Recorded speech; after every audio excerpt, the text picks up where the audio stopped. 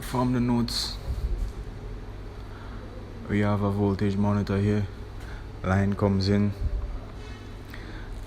controls a contactor through the coils.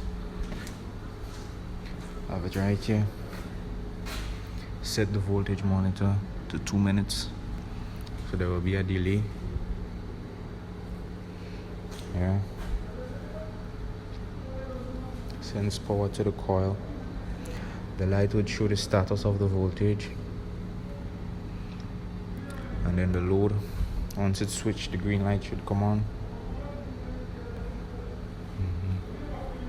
The two sockets are in parallel. The time delay socket and the line socket.